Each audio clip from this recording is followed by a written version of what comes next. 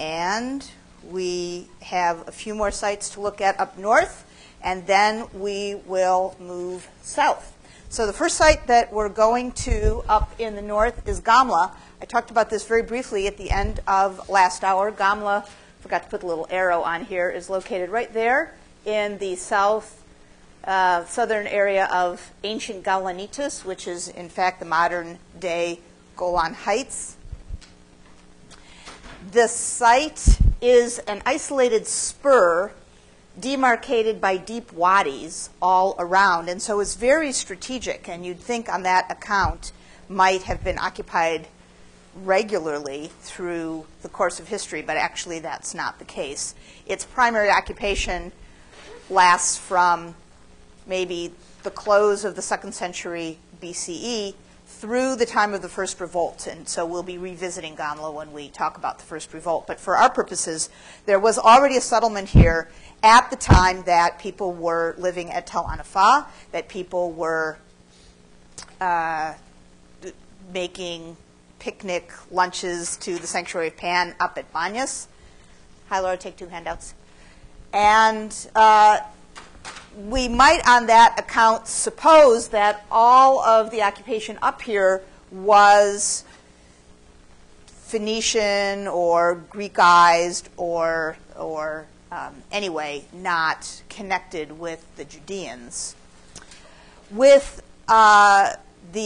Except that we know that Alexander Jannaeus, we know from the historian Josephus that Alexander Jannaeus, the Hasmonean, campaigned in this region in probably around the year 83 to 82, 81 BCE. And at Gamla, which the historian Josephus specifies by name, Jannaeus did not do any damage. He did not attack, lay siege to, or destroy the site. All he did was depose the current governor and replace him with somebody else. So on that account, it is possible to surmise, it's probable to surmise, that the people who were living here then were considered by Alexander Jannaeus to be more kin than foe. And what I pointed out to you at the very end of the hour last night is that that's very interesting, because up until now, a Judaios, somebody from Judea, that was a geographical designation. Somebody from Judea was somebody from this region here. But this, somebody who lives up here, cannot be a Judaios in the sense of a Judean, meaning somebody from Judea, because they aren't in Judea. And yet, they look to have been considered the same by Alexander Jannaeus. So what does it mean by this time, by the early 1st century BCE, to be a Judaios? Well, let's look at what the site of Gamla shows. Excavations went on here from the early 1970s until the latter part of the 1980s, 14 seasons of excavation. And in this area of the site here, you see a fortification wall here, and you have to ignore that because it's not there yet. There's no fortification wall at the site at this time. There are settled areas, all actually probably across this kind of steep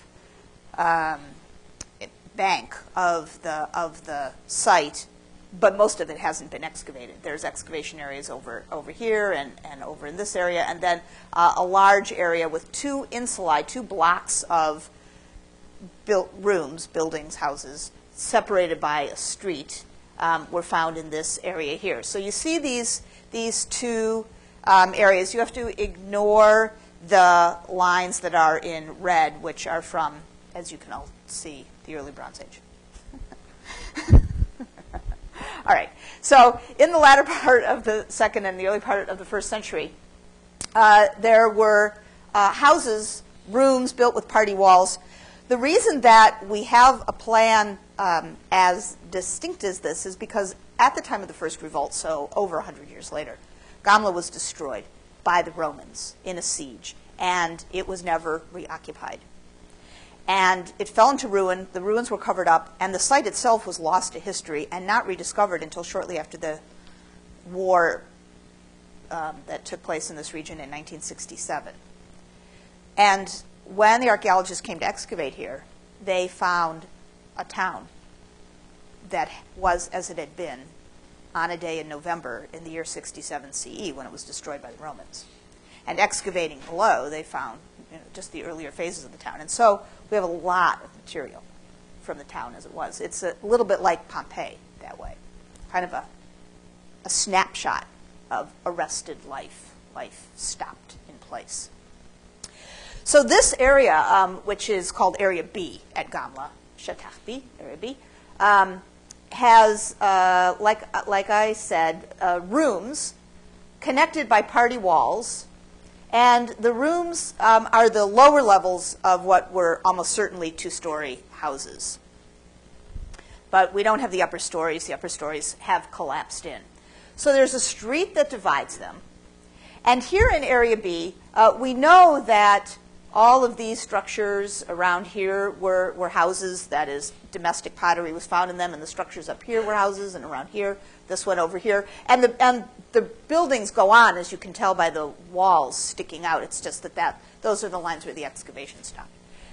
And here, facing the street, in the southern part of the southern half of the northern block of buildings in Area B, was a very, very large room with some installations and stones like this. What are these? Do you recognize these?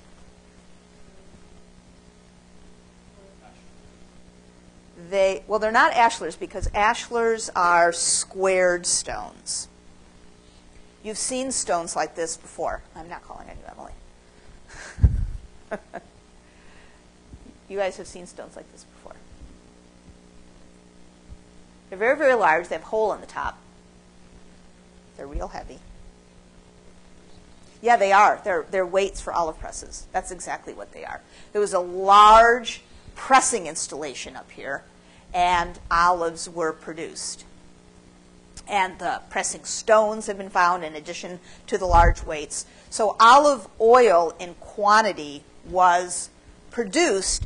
And this doesn't look to be something that belonged to just one person. It looks like a group, you might even say town, enterprise.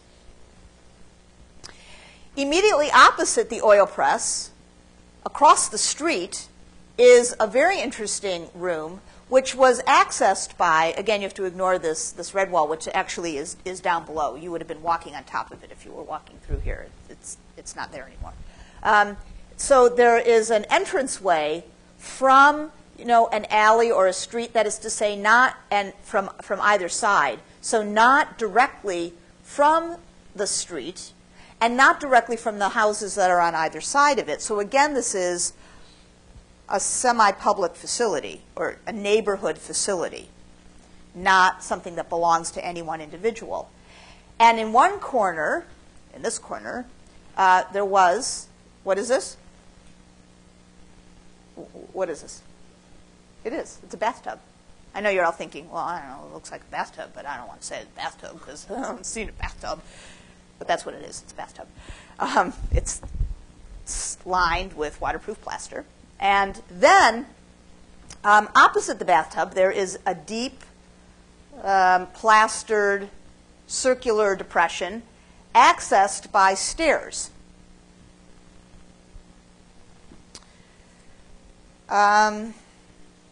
This looks like another bathing facility, but it's not a regular bathing facility because there's a regular bathing facility right here.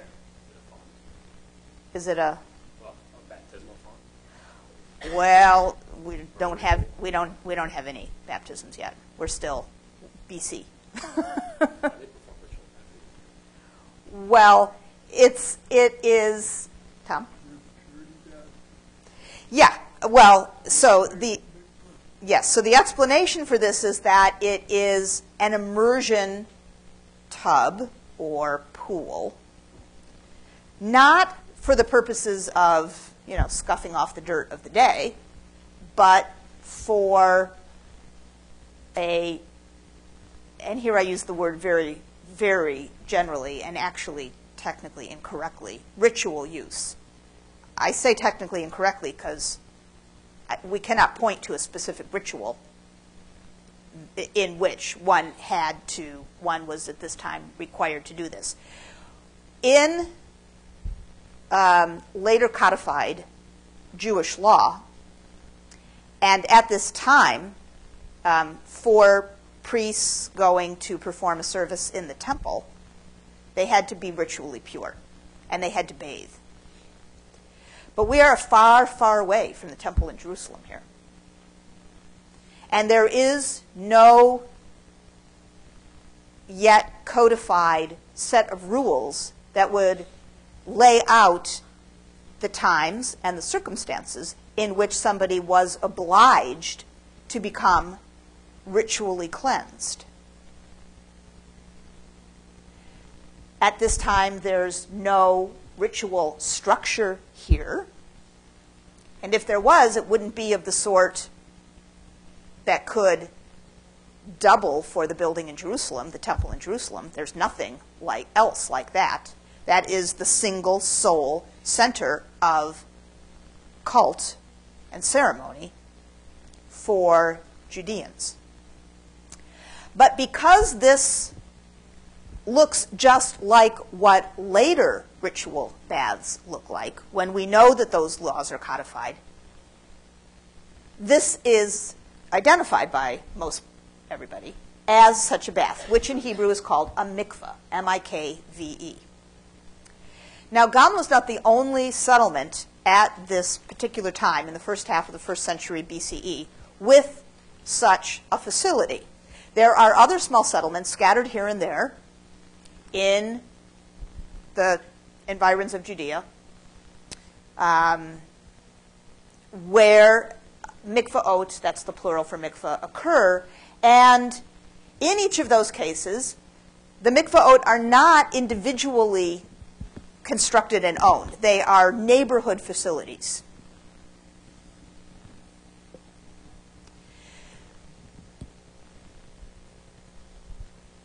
So on the basis of the appearance here of this structure in the 1st century BCE, plus what we know from the historian Josephus about Alexander Jannaeus' actions, it looks like we can identify the people who lived here as sharing the same set of understandings and cultural associations and beliefs as the folks in Jerusalem. We call the folks in Jerusalem Judaioi. We're going to call these people Judaioi, and we're going to have to change the meaning of how we translate Judaios. It can't any longer mean Judean, because all of the people we can find who share these ideas don't all live in Judea. This is exactly the time when identification by geography mutates, transforms into identification by belief. You may call it religious belief. And so here in the 1st century BCE, when we say Judaios, and we need to find an English translation, instead of saying Judean, we'll say Jew. The people who live here are Jewish. It's not a term that really has a meaning in that way prior to this time. So do scholars still distinguish that when they're talking about 1st century geographical Judeans? They say Judeans. They're talking about the same people that worship in the same way. A few centuries earlier, they say Jew. The formulation that I just explained to you is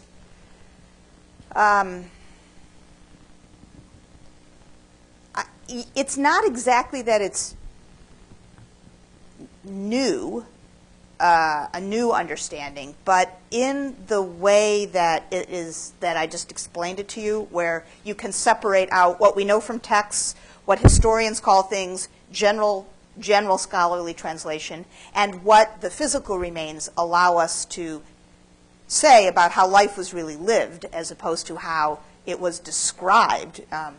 That is a very new understanding.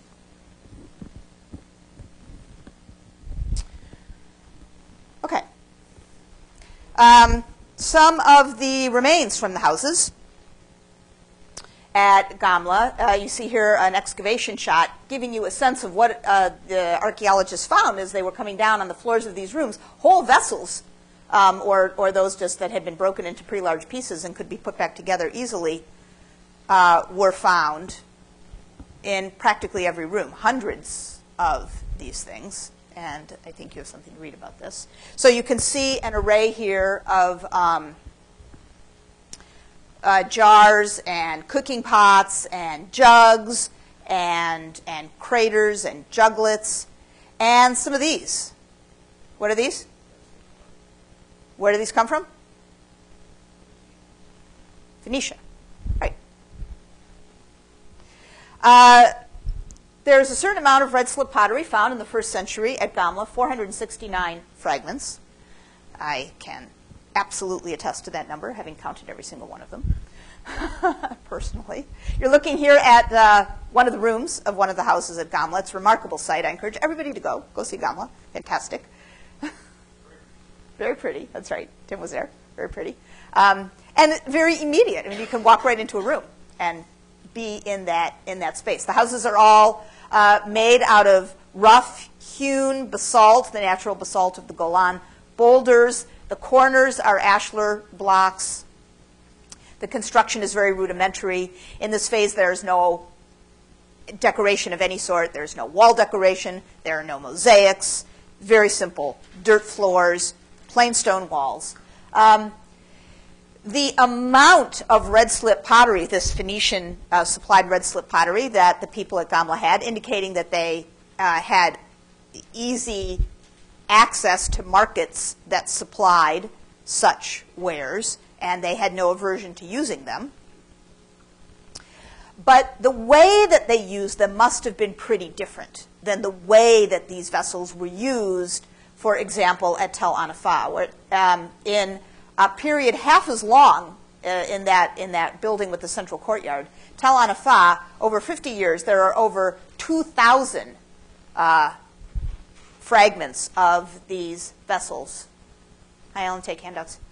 And at Gamla, for a period twice as long, 100 years, there are 1/4 the number. So whereas these red-slipped vessels were almost certainly used as the standard way that you set your table and you ate off of, the way that we think of a dinner service today, at Tel Anfa, at Gamla, they must have been used as the special nice serving dish in each family. And in fact, we don't have any dishes that would have been a table setting.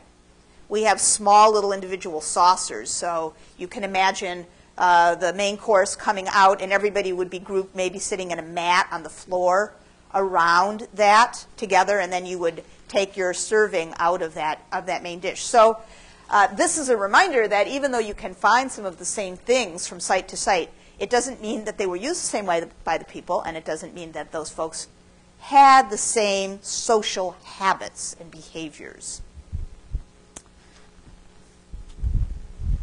All right. Yeah, Carl. This might be a really stupid question, but why are there chopsticks next to those? Oh, yeah. So this was something that I didn't explain the other day because I was running out of time, but I will explain it for you, and I will even go back to show you. So I was a graduate student working on my dissertation at Tel Anfa in the mid-1980s, and I was working on all the ugly pottery that was not decorated. But the conservator who worked at the site was putting all of this stuff together, and I was already looking ahead to the day when I would be a teacher giving lectures, and I thought, oh, it will be great to have a picture of these dishes the way that they were really used. But the conservator at the site was, very unhappy about the idea of putting anything on these plates, even though they were totally fixed. It's like, what's the point of fixing them if you're not going to take a picture of how they were used? So one day when she left, another friend and I got all the accoutrement together. We happened to have a bottle of wine. So we had a bottle of wine. We lit some candles. When we set the table, we brought some. We went down we had gone down that afternoon to the local market and gotten, fruits and vegetables. And then we got the whole thing set up, and we didn't have any silverware because we were in the lab. And we don't have forks and spoons and knives. But Amy, the conservator, had chopsticks because they're a standard conservation tool. Conservators use them to prop things up and to poke at things and do all the things that conservators do. So I just put the chopsticks on. I didn't even think that for the next 30 years I would have to explain every single time I showed this slide why there were chopsticks in the picture. But I do. But it's a good story. So that's why there were chopsticks. They did not use chopsticks. All right. Last site in the north that we're going to go to is Don, back to Don. Don is a site that, of course, we've been to before. In fact, we started there at the very beginning of the class in the Middle Bronze Age, big Middle Bronze Age gate. Big deal site in the Iron Age, yes, high place, gate, one of the two critical cult sites for the Northern Kingdom. Don was destroyed by the Assyrians, and the site was abandoned. So you might have thought that you would never hear from it again. But at the high place, in the Hellenistic period, a new wall was built surrounding the old platform. And some constructions up here suggest that another structure may have been up there. There are stamped amphora handles, those wine jars from the Aegean. Some are found here. And some pottery of the sort that was found at Banyas and Tel Anafah, same sorts of locally made cooking pots and juglets and some red-slipped pottery of the sort that we were just talking about and looked at. And found face down in reuse underneath a floor was this inscription. It is written in two languages, Greek and Aramaic. They say the same thing, although the Aramaic is partially damaged and more terse. To the god, Theoi, in the dative, who is an Danois, among the Danites. Zoilus, Greek name, Euchain, made a vow. And then, in Aramaic, going the other direction, and written in a much shakier, less elegant hand, vow, zealous, to the, and then it's broken off there, so we don't know, probably to the god. Who is Zoilus? And who is the god? This is a moment for you to have a little conversation among yourselves.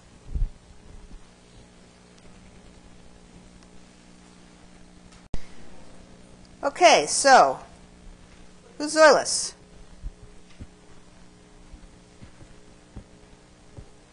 There are two options, yeah? What's option number one? Laura. He's a Greek guy.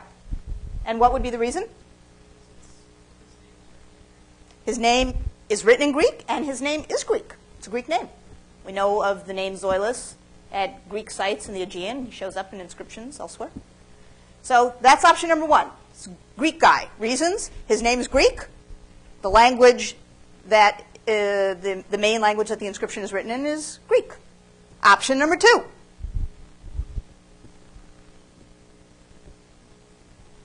Somebody. Option number two.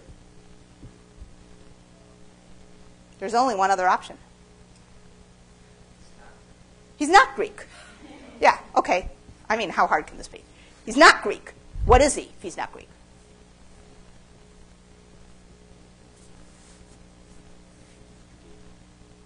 He's a Judaios, now the date of this inscription is Hellenistic in general. We can't date it any sooner than that. It could be 3rd century, it could be 2nd century, it could be 1st century. So best to postulate Judaios untranslated, Judean/Jew. Pretty far away from Judea, but And this is more likely to be 3rd or 2nd century than 1st century, based on some very not germane to you stratigraphic information. If he was a Greek, though, the Aramaic inscription doesn't make too much sense. If he's a Greek, the Aramaic inscription doesn't make too much sense, and why is that? Right. So if he's a Judean, then why would the Greek inscription make any sense? Because there were Hellenized Jews at that period. So the appearance of Greek in and of itself need not be significant because we know that there are Hellenized Jews. And how do we know that they're Hellenized Jews? We really shouldn't call them Jews, of course. Hellenized Judeans. How do we know that? What would be some evidence for that? Alexander who? Alexander the Great coming in and Hellenizing that part of the world. Well, we know that that's what the historians say. I want some evidence on the ground. Alexander Janaeus' coin, something else. What about the Marissa tombs? Who lives there? But I know that it was in Greek. The inscriptions there are in Greek, and who is Apolophanes? And Sesmios? And Kosnatanos? What cultural group do they identify as? Sidonians. Yeah. So probably they're not super relevant at the moment. Although one thing that does tell you is that there's a lot of movement north, south, east, west. Yep. They're all the way down to Mara, so think about your map. They come from Sidon way up north.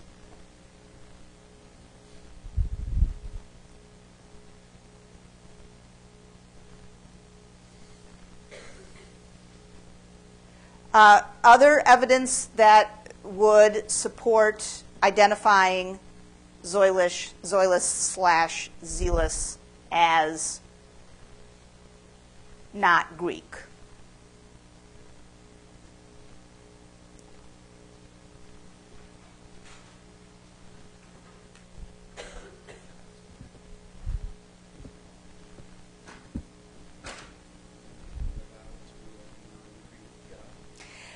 Who is this God? Who is the God to whom the vow is being made? The God among the Danites. What God would that be?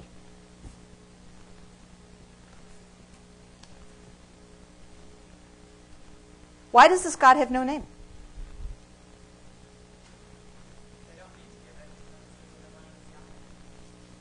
Maybe so. No, this person who made this very careful, large, beautifully incised Greek inscription, all of those aspects of the inscription suggest that this is a very planned, considered dedication. This is not casual, and it's not inexpensive. So in that regard, everything must have been quite carefully thought out. And yet the deity to whom the dedication is made, to whom the vow was made, doesn't have a name. That must be on purpose. Now, we know a lot about Greek gods, and they all have names. There are no unnamed Greek gods, and there are no dedications to Greek gods where the gods do not get some credit.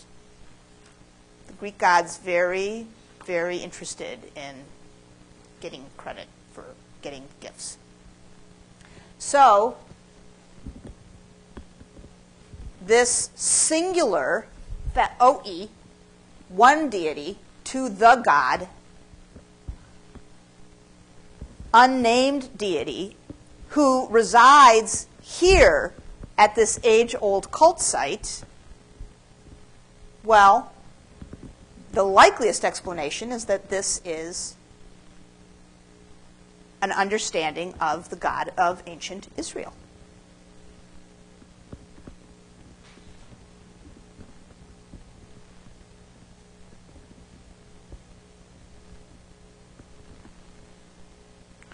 Who's Zoilus?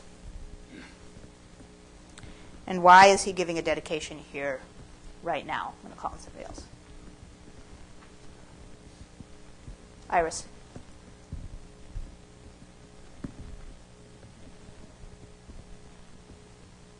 Oh, come on, work with me a little. He's Hellenized. Whatever his cultural or ethnic identity, whatever his ethnic identity, the cultural milieu in which he lives is a Hellenized milieu. Not only does he have a Greek name, not only does he speak Greek, the very fact of writing a large public dedication on stone, have you seen something like this before? No, you have not. The place that this sort of thing happens is the Greek world. Greeks are busy doing this. They have what has been famously called the epigraphic habit. They like to write things on stone.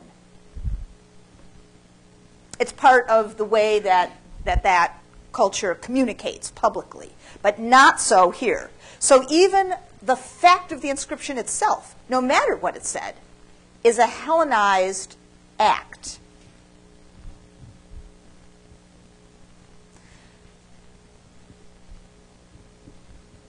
This is just a thought.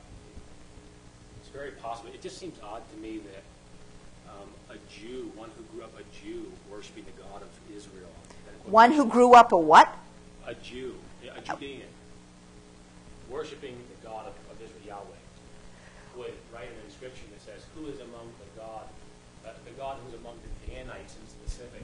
To me, it sounds like Zoilus may be a Greek convert to Judaism. Judaism? Judaism. This is probably the 2nd century BC. Okay, I think that there's nothing the matter with your hypothesis. We don't know. We don't know who Zoilus is. So maybe he is a Hellenized Phoenician who lives up in this region. Maybe he's a Hellenized Judean. Maybe he's a Hellenized somebody or other whose background is from Judea who lives up here. But you have to start with what we have as opposed to starting with what you think you know. Public dedication stone, maybe a benefactor. Maybe Zoilus is a benefactor of this place. Entirely identify with whoever was worshipped, but if people, his friends, his clients, or whatever are there, well, I'll make an offering to the God among the Danites. Yes, indeed. That is absolutely possible. In fact, truthfully, we can't know more than what we've gotten to. There is no way to say, on the basis of this evidence, who Zoilus is. And yet, this is a pretty important item because it shows us it's a sign of the times. Why now, at this place, has activity resumed?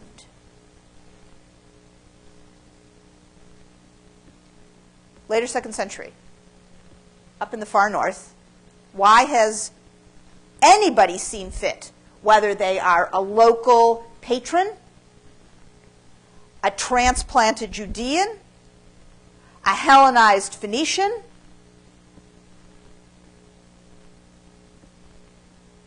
why here? Why this? Why now? There's no chaos in Jerusalem. No, there's no chaos in Jerusalem. But the Maccabees are in charge in Jerusalem. Everything's calm. Things are fine. Maccabees are in charge. Jerusalem's the capital. So there is a political entity in Jerusalem.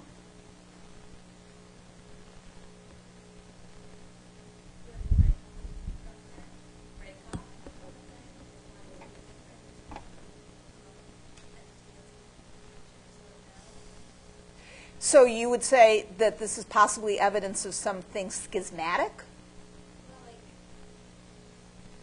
But this is an accepting thing. This is a laudatory thing.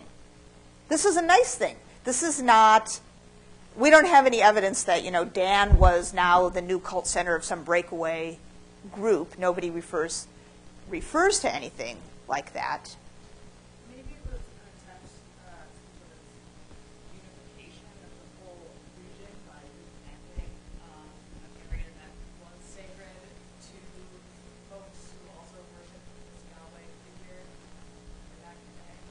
What unification?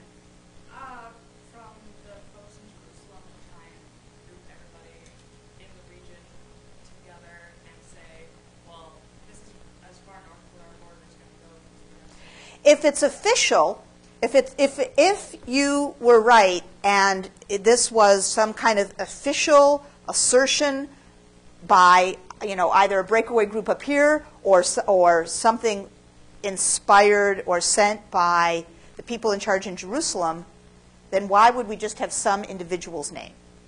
Why would this person not be identified with an office, another place, or a larger group? Zoilus speaks only for himself. Zoilus made a vow. That's the only thing that the inscription is intended to communicate.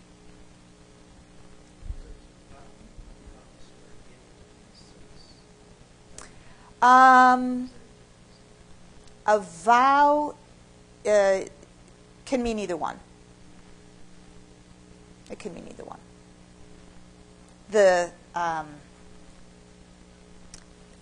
We don't have the circumstances in which the inscription was originally dedicated. We just have the inscription. So it could have just been a sacrifice then and there, in conjunction with giving the inscription. There could have been a vow, for Zoilus to do or say or act in some such way for some extended period of time. We don't know. We don't know what the vow is, so we can't really say. Is this a solitary find? Yes. Have they found any other inscriptions? Nope. Nope. What's down the road? Right now, at this time, what's down the road?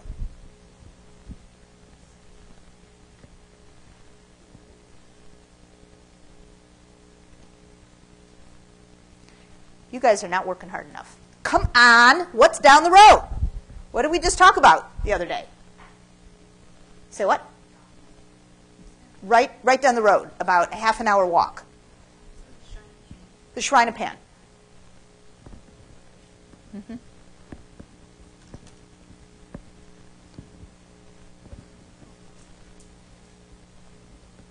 Sanctuary to Pan, been site of happy picnicking for at least 100 years.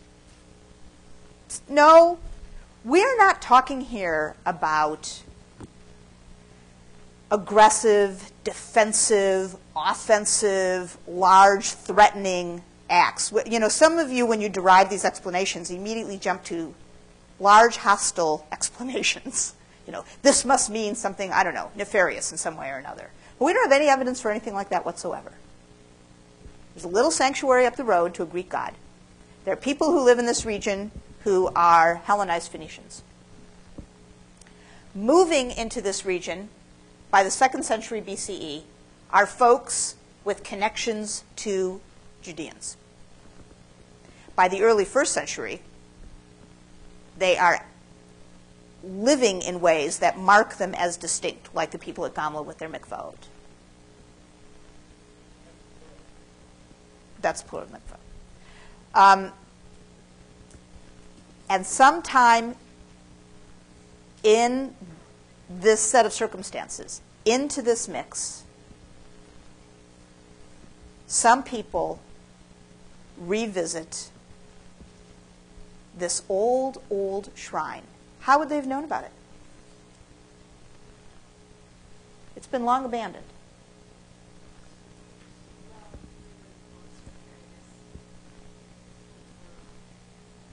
Yeah, maybe they knew about it from some old and now considered sacred writings. Some writings that gave them a sense of themselves as a people rooted in deep history.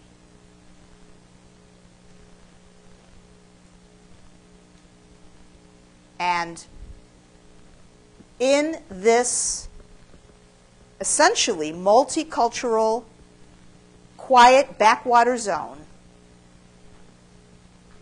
just a little extra space was made for another cult, an old cult revisited. could be by local people who knew about this, no matter what their larger cultural orientation was. And it could be by people that we would translate as Jews or call Judeans. We don't know.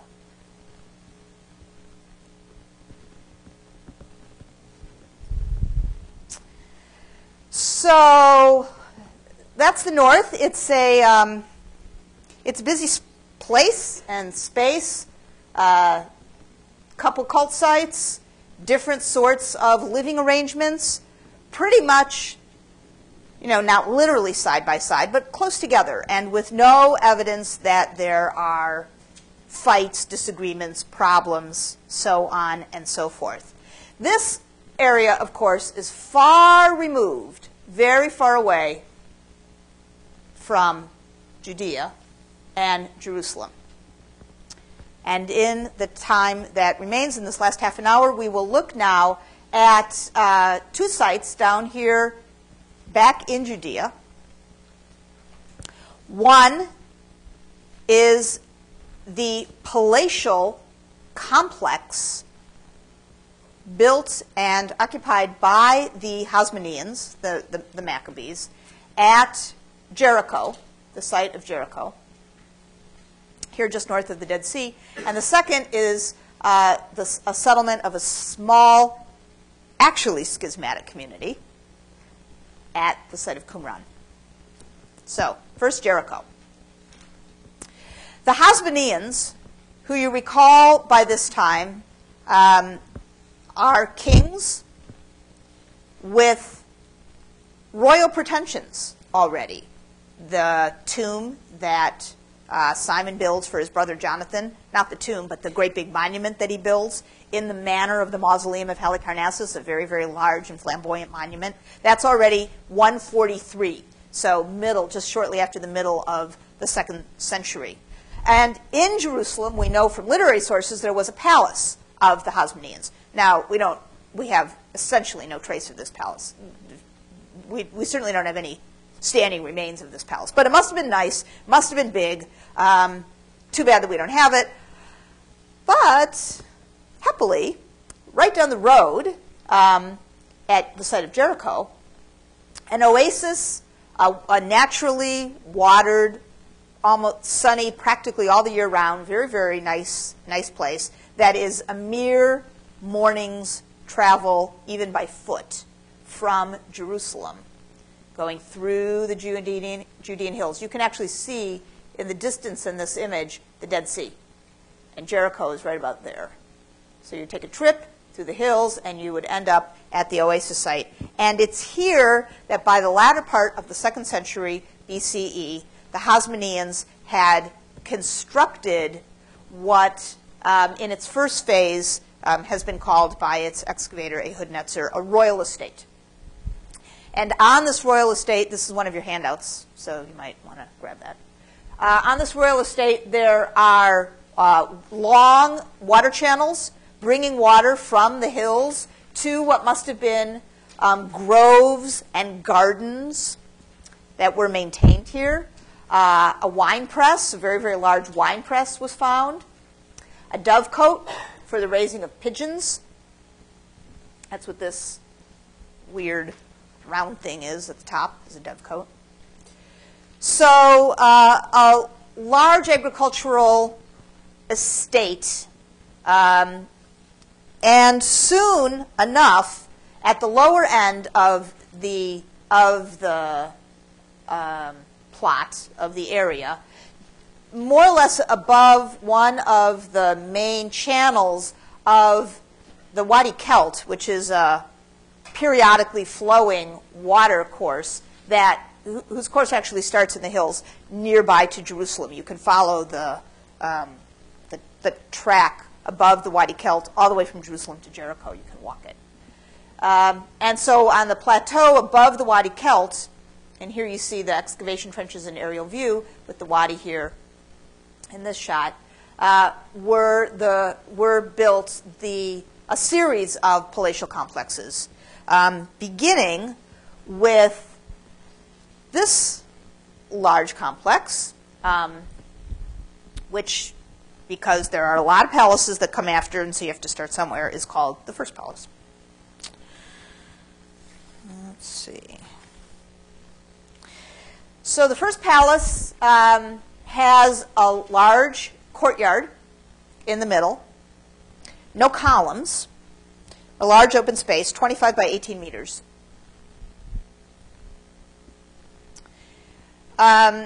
There is a sort of guard room or entry room in one corner, and it had plastered painted walls, and you see those plastered painted walls right here. And it was actually lined with benches. So people who were waiting to come in could sit.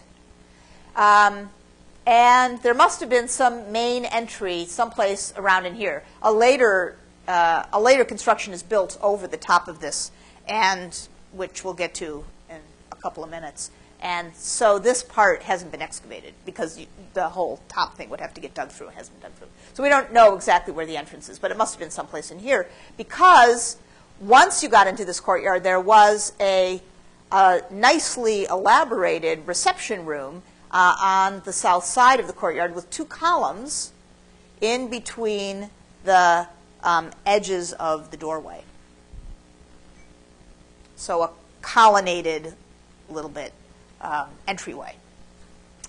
And once into this nice reception room, there was an elongated, probably special dining room, whose walls were decorated with fancy paintings, fresco paintings, of a sort that were typical of nice Greek houses in the Aegean, and by this time also houses in Italy as well. This was a common decorating style for walls, interiors, in the Mediterranean world. And the walls of this room were so decorated. Over on the north, southeast, west side of the first palace are these two 9 by 8 meter deep plastered things with steps so you could come down into them. And they're way too big to be mikvaot, which are individual sized, personal sized. And they are very unlikely to have been cisterns, and the reason for that is that they are uncovered. Their open expanse is so wide that the water would have evaporated pretty quickly. And so they're a very inefficient design for cisterns, to say nothing of their location vis-a-vis the palace. I mean, if they're cisterns, they should be in a lot closer to the palace where you could go and get the water. They've been demarcated, set off by a kind of boundary wall that would have afforded them privacy. So, as slightly daffy as this sounds, they have been identified, and really nobody can come up with anything more logical for them, as swimming pools.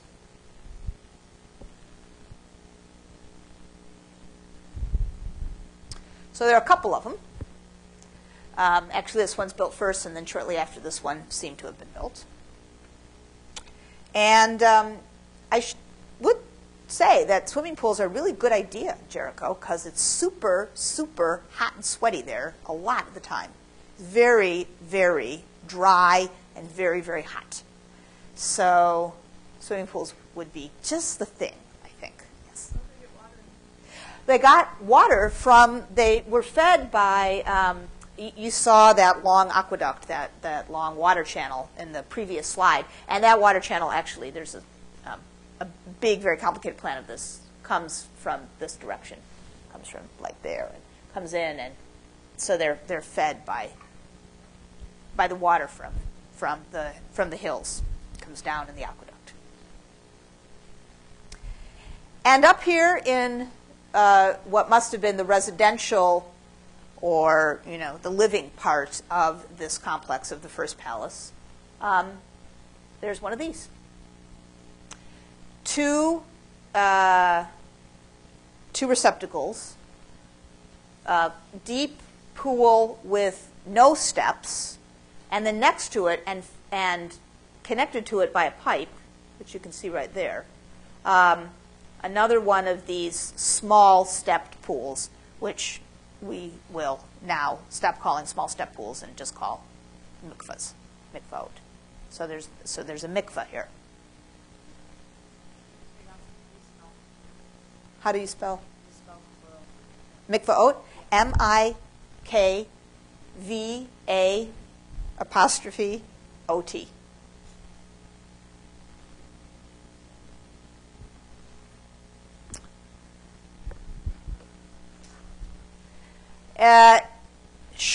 So the first palace is built towards the end of the 2nd century.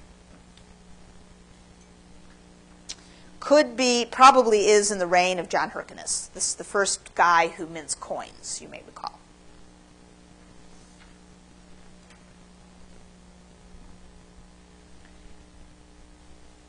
Probably still in the reign of John Hyrcanus. Anyway, still in the 2nd century, but a little bit later. Another water-related complex is built north and east of the first palace. So here's the first palace. Here's the mikveh. Here are the 2 original swimming pools. And this complex includes an elevated platform that was colonnaded. It was surrounded by columns. And here you see the fragments of the drums of the columns. There are stone drums, and around the stone drums, plaster that was molded to represent fluting of the columns was applied. And there were also found in this complex, in fact, I think you can see a piece right there, and here, fragments of a stone, what's called entablature, which is the upper horizontal piece that the columns support. So this was a very, very elegant Greek-style colonnaded pavilion, which I even have measurement for somewhere. And it was 8 by 12 meters. 8 by 12 meters. And then in front of it were 2 more even larger swimming pools. 1, 2, again, accessed by steps. I see that these must be flipped because the steps are on this side. I should remember to flip these over. And they also are pretty sizable. They're 18 by 13 meters, and they are 3.5 meters deep. And there is no, I know this is exactly what you're thinking, there's no shallow end and no deep end. It's the same depth all the way across. So you would just paddle about, and no kiddie pool and no remnants of floaties or anything like that. All right. In the early 1st century, probably, a really weird thing was built over the first palace. So you can see the outline of the first palace here. And built over it was a huge mound. And here you see a piece of a cut through the mound. So you see that it was deliberately built up of rows of mud brick. And on the top of the mound was a smaller version of the palace that was below it. And this palace was not only way up high on this little artificial hillock, but it was surrounded by a moat. And there was just a single entrance. So it looks like a place for somebody who might have been a little nervous and wanted some extra security. And it's called the Fortified Palace for obvious reasons. And the person who is connected with this construction is Alexander Jannaeus. And from what we know of Alexander Jannaeus, from what the historian Josephus tells us, he had reason to be worried that somebody would try to take him out, because he did a lot of things that his fellow Judaioi did not care for, including round up people that he thought were enemies and have public crucifixions. At one point, he crucified 100 people, all en masse. So he was not a nice guy. And when he would go to Jerusalem and go to the temple, he would have like a bodyguard with him. This is all according to Josephus. So, of course, none of this sort of thing that you would have archaeological remains to attest to. But the fact that there is built here at this site this fortified enclosure with a palatial compound on the top, which looks like the product of somebody worried, lends support to the stories in Josephus. The fortified enclosure cut off one of the earlier swimming pools, and to make up for it, yet another pool was constructed north of that. And it also interfered with the water access to the original pools, and so a kind of bypass was constructed for that, and that's what this is. So there were a lot of rejiggerings that had to take place. In the mound that was built up were more fragments of painted plaster for wall deco, suggesting again the glamour of the interiors of these palaces. John Hyrcanus had two sons, Aristobulus and Alexander Jannaeus. Alexander Jannaeus was married to a woman named Salome, that famous one from opera and John the Baptist stories. And the two of them had two sons, Hyrcanus, whom they named Hyrcanus and Aristobulus, and because each was the second of those, they are called Hyrcanus II and Aristobulus II.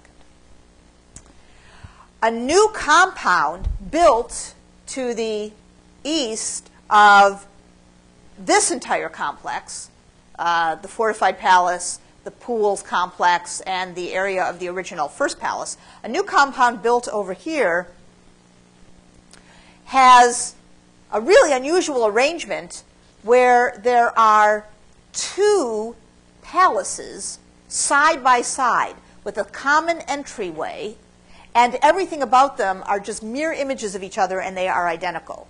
These are called the twin palaces, and seeing as how they are built sometime in the second quarter, probably, of the first century, the historical interpretation has been that they accommodated Hyrcanus II and Aristobulus II, so nobody would feel that somebody got something better than them. They got exactly the same thing. So here are the twin palaces that are built. So this is just an ever-enlarging series of palatial complexes here at Jericho. These palaces, as I said, have a common entryway, which is here. And then you could turn either to the right or to the left and enter an entry foyer complex. And from there, another room that would take you into, again, a central interior court. These are about 9 by 10 meters. And each of those interior courts then opens down into another room that has two columns marking the entranceway, so a kind of fancy Greek-style elaborated reception room. And both complexes, which probably had second stories, but of course the second stories aren't preserved, also had double bathing units that include, and this is the one from the Western Palace, a room with a bathtub and a mikveh. And this is one of the workers from the site showing you what a comfortable and luxurious spa-like sensation this would be to sit in the tub, which was very deep and just the right size. Sort of mama bear size. And you see the plaster on here to hold the water. And then in the gardens on either side, each of the twin palaces had very large gardens on either side of it. And in the gardens on either side were outdoor dining pavilions. And the outdoor dining pavilions are in a very specific shape. And the shape of them is an elongated rectangle with a central stone area where the table would have been. And then these guys are lying on the ground, but they would have originally been lying on like couches. And this style of dining room is Roman. It is common in Roman houses, such as this, the House of the Veti at Pompeii, where you see another one very, very similar to it, but with its benches intact. It's called a triclinium because that's the Latin word for three couches, kline as a couch. 1, 2, 3. 1, 2, 3. So, Mediterranean-style interior decor, Roman-style dining rooms, Jewish ritual baths. The Hasmoneans lived very well. They lived very lavishly. Their palatial compounds were protected and well supplied, and hardly the sort of housing arrangement that seems to fit the profile of the guerrilla freedom fighter represented in 1st Maccabees, which was written at the time of the Jericho palaces. The book of 1st Maccabees was written in around 100 BCE, right around the time that the fortified palace was being constructed.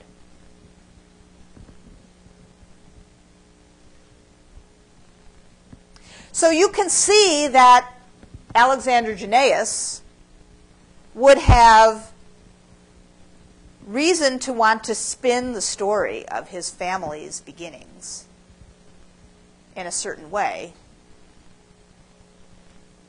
But it is clear from the archaeological remains at other sites, including this one, Qumran, that not everybody was buying the Maccabean logic and the portrayal. Qumran is very close by, an easy half a morning walk from Jericho. Here's Jericho. Here's Qumran. The site itself is on a high mesa above the Wadi Qumran.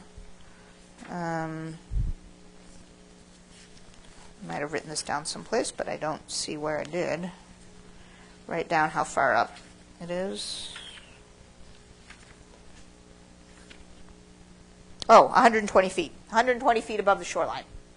And you see the compound here in aerial view, and you have a handout of this. And it's a pretty compact little walled place.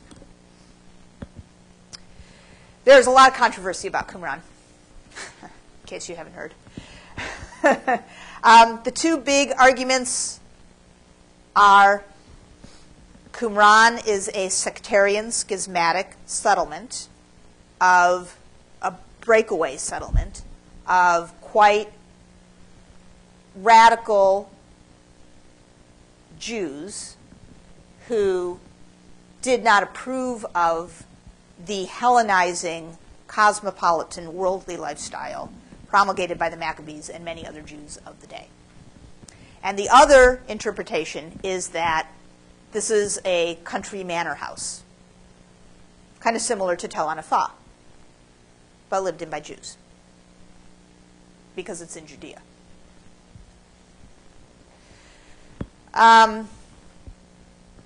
So I tell you that to, again, remind you, as I have had course to remind you before, that you really ought to be careful when you go on the internet and start reading stuff about this site.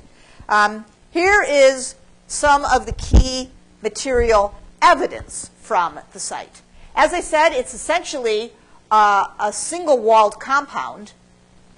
This was actually originally an Iron Age site, and this tower right here, this tower, is a remnant of that earlier occupation. But the rest of the settlement was built up around it. There's no natural spring right there at the site of Qumran, and water was conveyed to it through a nicely constructed set of channels coming down from the hills above the wadi, across the plateau, and then entering the site itself in a covered water channel. So very careful arrangements for bringing water were made. Being as how it's essentially in the desert and it's real hot, you need a lot of water. And water was certainly collected in cisterns, and here's one of them. It's a round cistern. It's right here. It's pretty large. There are no steps. So that's good for cistern because you don't take up space with steps. But then there are 10, 10 plastered, stepped basins at the site. That's really a lot.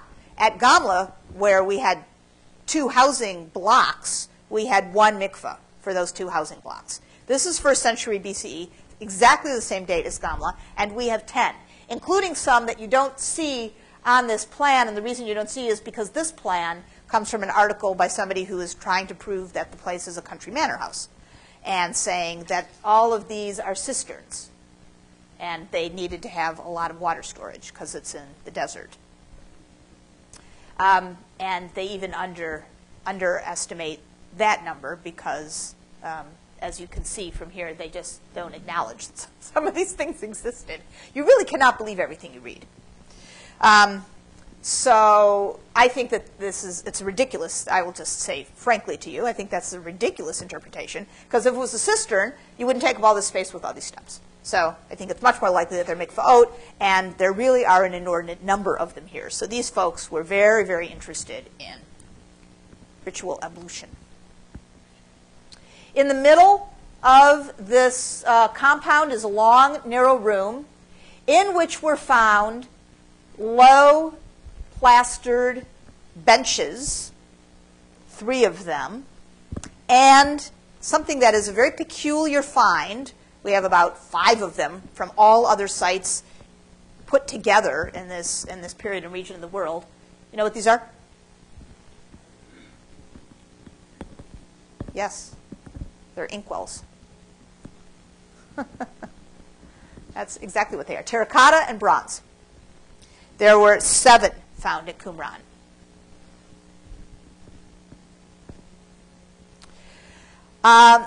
There is one long room here, which is identified as a dining room because in the room immediately adjacent to it, in the small room immediately adjacent to it, over 1,000 pottery vessels for dining were discovered.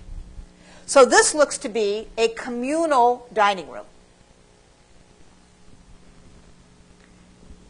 Here are some of the pottery vessels. They are all locally made. They are all small. They are all individually sized. They are all plain. No table service, no big serving vessels, nothing decorated.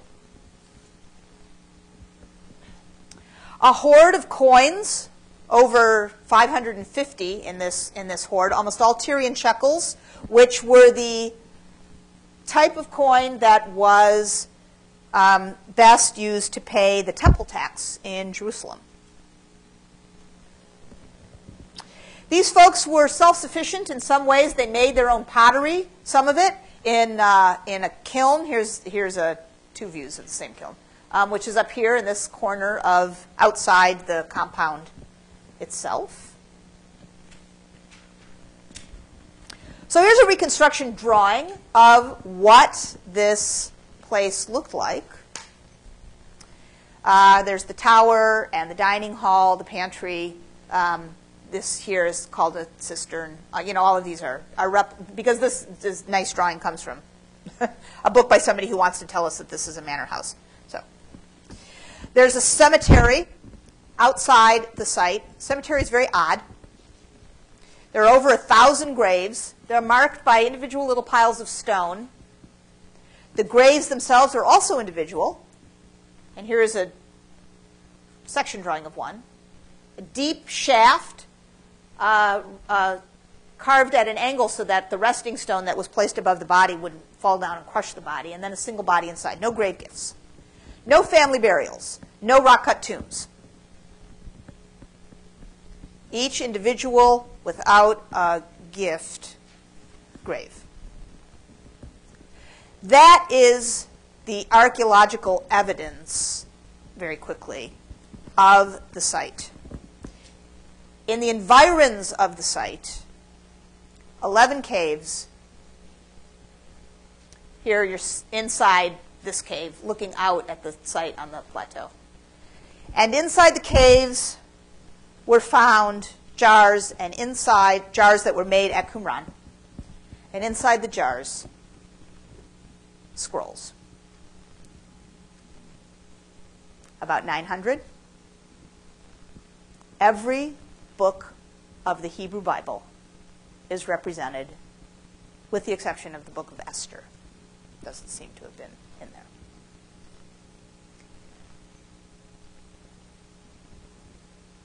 Most are in Hebrew. Some are in Aramaic. A few are in Greek.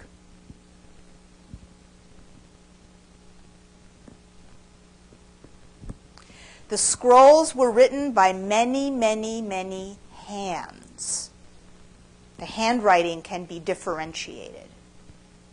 And over many years, including years not represented by the settlement at Qumran. They are earlier than the settlement at Qumran. So whoever had these scrolls originally brought them here. Either they were part of the original settlers at Qumran, or the scrolls came later. So the scrolls represent a library, accumulated and cared for over time, but eventually hidden. The hiding takes place ultimately in the time of the first revolt. The writing, many of them, takes place in the 2nd and the 1st centuries BCE. And I would say much of that writing must have been done at the site of Qumran itself, where we find this remarkable room with inkwells and benches, the likes of which has not been found anywhere else. And the identification of the people who live here are a kind of Judaios, a sect who disagreed pretty strongly with the way that Judaism, as we will now call it, was practiced by the people in charge, the Hasmoneans. And that is the basis for some very hostile disagreements that arise and bring this little place on the far edge of the Eastern Mediterranean to the attention of the global power of the day, and that global power is Rome. The Roman Senate sends an envoy in the year 63 by the name of Pompey the Great. He comes, he dissolves, essentially, the independent polity of the Hasmoneans.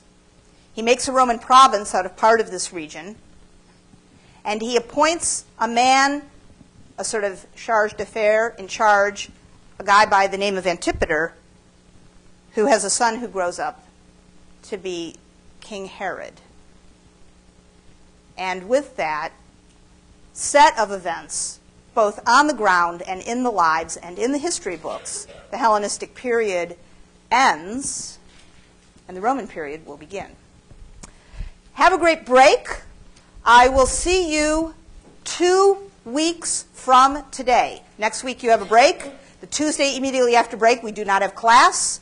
We will have discussion day 2 weeks from today. That's when your papers are due, and I'll see you then.